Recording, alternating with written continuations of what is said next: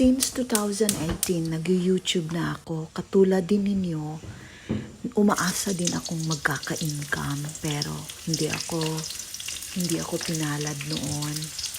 Hindi tayo sikat. Hanggang umabot ako dito sa Australia. Nag-YouTube pa rin ako. Nakagawa ng mga video, nagla-live, pero hindi pa rin sinuwerte. Nung dumating na uso na yung Reels, isa ako sa naimbitahan. So, nag-try ako. Mahilig talaga ako mag-edit, magawa ng video, magpa-picture. Yung hilig ko na talaga. Katulad din ninyo. Nangangarap din ng mga katulad ng mga influencer na mag-income. Yung parang libangan lang. Stress reliever. Libangan lang, pero nung nakita kong nag-i-income na, parang gusto ko na siyang seryosohin. Ang daming nagsiseryoso pero hindi sinuwerte. Pero andito na yung swerte kaya sinakyan ko na. Akala nga niyang iba, nasa Australia ka pa, nagpapagod ka pa. Pero parang libangan ko to after ng work. Gumagawa ng mga video, makikita mong maraming nag-review, ang sarap ng feeling, maraming nagla-like. Kahit wala nang magbigay ng stars, okay lang yun, di ba? Sa paggawa ng Reels, ang hirap talagang mag-isip ng content. Totoo talaga yung kapag may niche ka, yung parang may basic na topic ka sa page mo or sa profile mo na yun ang hahanapin ng tao. Pero kung wala kang niche, talagang ang hirap. So ngayon, napadpad ako sa niche kong ito na nagre-record ako ng voice ng 911. Doon ko nakita na ang dami kong viewers na hindi ko followers. So, ginagrab ko na yung opportunity na yun.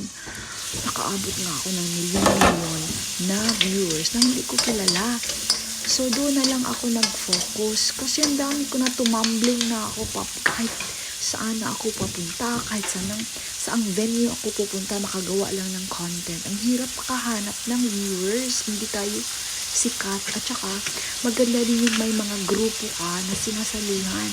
Kaya lang nakakaumay yung mga kagrupo mo, hindi naman siya sumusuport sa'yo.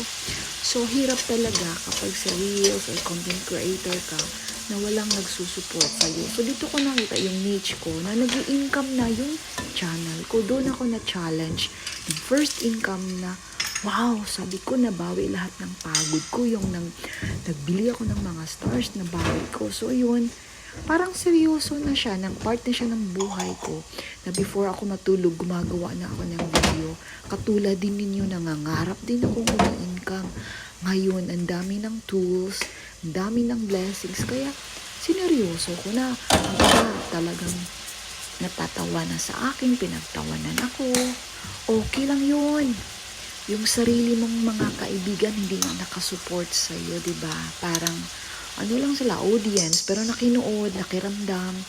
Hihintayin na mag-stop ka, hihintayin na babagsak ka, pero hilig ko na to. Ewan ko, mag-stop lang siguro ako kung magsara si Meta. Pero I don't know kung magsara siya. Siguro sana magsara siya hanggang 60 na ako. Yung magsi-60 years old na ako sana. Kasi yung itong income na to, diba? Hilig mo na, nag-i-income ka pa, nag-i-enjoy ka. Ang iwas-iwasan lang is yung ma-stress ka. Huwag magpa-stress. Isipin mo yun.